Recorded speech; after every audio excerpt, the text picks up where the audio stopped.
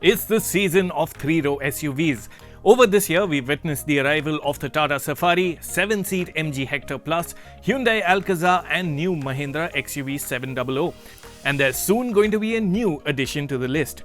Jeep has taken the wraps off its three-row Compass derivative. The SUV has been shown in Brazil and will go on sale there as the Jeep Commander. However, the model for India will port the Meridian name. For now, we'll stick to the Commander name. Over this video, we'll tell you all we know about the interesting new Jeep. As mentioned, the Commander is a derivative of the Compass we are all familiar with. However, it's not merely a Compass with a third row plonked in. The Commander is a larger vehicle. Its 4769mm length makes it a substantial 364mm longer than the Compass, and the wheelbase is 158mm larger as well. The dimensions are in line with the Volkswagen Tiguan Allspace and Skoda Kodiaq that the Commander will go up against. Jeep has also made an effort to ensure the Commander doesn't simply appear as a stretched Compass either. The front end has been redone. The traditional 7-slat Jeep grille is the centerpiece, but the headlights are slimmer and come embellished by a metallic surround that sort of gives the appearance of a raised eyebrow. The bonnet is different and even the front bumper is completely new. The squared out wheel arches have been carried onto the Commander with larger 19-inch alloy wheels on offer here. It's behind the B-pillar that you'd find the most significant changes. The larger rear doors, extended glass house, longer overhang and more upright D-pillar give the Commander a very different stance. The manner the contrast roof flows into the tail end is slick, while the slim LED tail lights linked by a metallic strip also give the Commander an identity of its own. All the visuals suggest the Commander will look quite substantial in the metal, and that's something sure to appeal to buyers who like their SUVs large. There's a clear link to the Compass on the inside. The Commander features the same dashboard with a 10.1-inch touchscreen taking pride of place. The driver environment is also familiar thanks to the 10.25-inch digital cluster and 3-spoke steering wheel that have been carried over too. However, the Commander does get a more upmarket suede finish on the dash, and the seats also sport a leather and suede combo. It's at the back that the Commander distinguishes itself. The Commander's middle row seats get a recline function and can also be slid back by 140mm for maximizing legroom.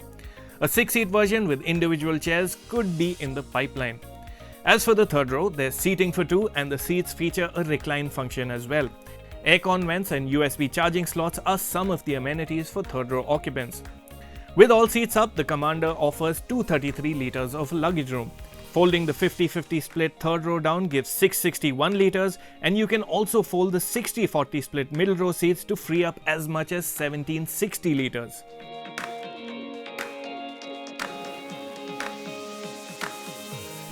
The Commander, or Meridian as it will be called in India, will sit above the Compass in Jeep's lineup. And as in Brazil, it's expected that the India range will start in well-equipped limited trim. New to the Commander is an overland trim that gets all that the fully loaded Compass gets and then some more. Full LED headlights, powered front seats, a 10.1-inch touchscreen with wireless Android Auto and Apple CarPlay, connected tech, a wireless phone charger, digital dials, a panoramic sunroof and a powered tailgate with a hands-free boot release are some of the features you can expect. A Harman Kardon sound system could also make it here. The safety suite will include 7 airbags, ESC, a 360-degree camera and more. Jeep could also bring ADAS tech on the model for India.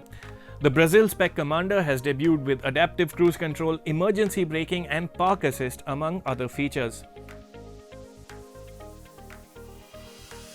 The Jeep Commander has debuted with 2 engine options, but the specification for India will be slightly different to the Brazilian model. We'll get the 2-litre diesel engine, but power will be up from the current 173 horsepower to around 200 horsepower. There's no word on a manual gearbox version as yet, but Jeep's 9-speed torque converter auto that brings in 4x4 will be on offer. True to Jeep DNA, the Commander will have a degree of off-road ability. Terrain modes and hill descent control will be part of the package. Notably, the Brazil spec model has an unladen ground clearance of 212mm. The India spec model should get a petrol engine as well, but at the moment it's unclear if the Compass's current 1.4-litre turbo petrol will be used on the larger and heavier SUV. Jeep's three-row SUV has been spotted testing in India multiple times over the past few months. However, the model is still some time away from going on sale and is likely to arrive in Jeep showrooms only by mid-2022. The SUV will be pitched as a premium product and there'll be little overlap with the Compass in terms of price. We expect the Jeep Meridian, as it's likely to be called, to come in at 30 to 35 lakh rupees ex-showroom. What do you think of the new Jeep? Is it a three-row SUV that will be on your radar? Let us know in the comment section below, and if you haven't already, do like the video and subscribe to the Autocar India channel.